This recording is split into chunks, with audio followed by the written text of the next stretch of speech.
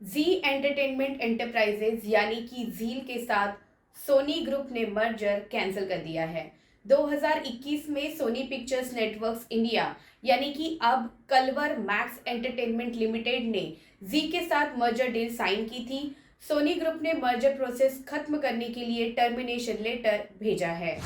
Stock exchange filing में जी entertainment ने बताया कि कलवर मैक्स और बांग्ला एंटरटेनमेंट प्राइवेट लिमिटेड ने एग्रीमेंट को टर्मिनेट कर दिया और जी से शर्तों के कथित उल्लंघन के कारण $90 मिलियन यानी कि करीब 748 करोड़ रुपए की टर्मिनेशन फीस मांगी है। फाइलिंग में जील ने सोनी के दावों को खारिज करते हुए ये भी बताया कि उसने लेटर के रिसीव होने के बाद बोर्ड मीटिंग भी की है। कंपनी के बोर्ड ऑफ डायरेक्टर्स सभी उपलब्ध विकल्पों का मूल्यांकन कर रहे हैं। जील ने कहा कि वो सोनी के खिलाफ उचित कानूनी कार्रवाई करेगी। सोनी ने कहा कि हम 21 जनवरी की समय सीमा तक मर्जर पर सहमत नहीं हो सके। 2 साल तक चले निगोशिएशन के बाद मर्जर नहीं होने से हम बेहद निराश हैं।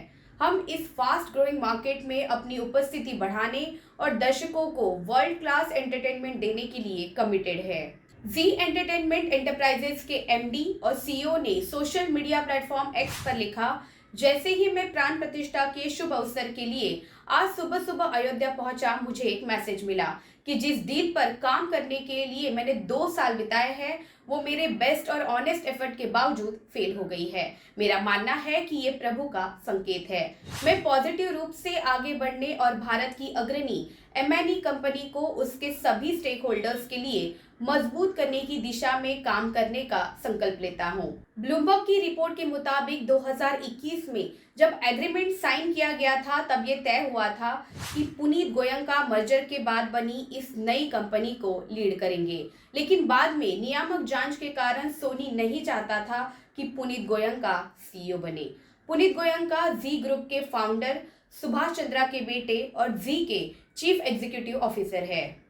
सोनी अपने भारत के मैनेजिंग डायरेक्टर और सीईओ एनपी सिंह को नई कंपनी का सीईओ बनाने की वकालत कर रहा था। मर्जर की डेडलाइन से कुछ दिन पहले गोयंका ने पद छोड़ने की पेशकश भी की थी, लेकिन डील को लीड करने वाले एनपी सिंह से असहमति जताई थी। 2021 में जी ने जापान के सोनी कॉर्प की सहायक company Sony Pictures Network India के साथ मर्जर की घोषणा की थी, लेकिन क्रेडिटर्स की आपत्तियों सहित अन्य कारणों से ये विलय पूरा नहीं हो पाया।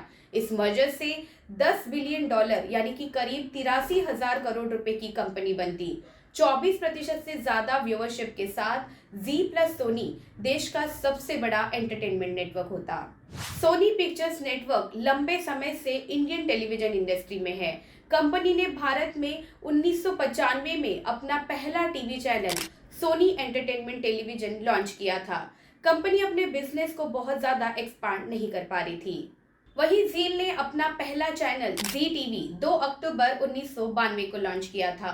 जील पर लंबे समय से एसएल ग्रुप का कंट्रोल था, लेकिन एसएल पर अपने खुद के $2.4 बिलियन यानी कि करीब 20,000 करोड़ रुपए के कर्ज का बोझ था। ऐसे में इस मर्जर से दोनों कंपनियों को बड़ा और डाइवर्स ऑडियंस बेस मिलता।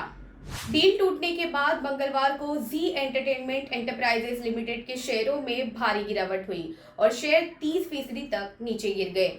मंगलवार को बाजार खुलने के बाद एक के बाद एक इसमें कई लोअर सर्किट देखने को मिले।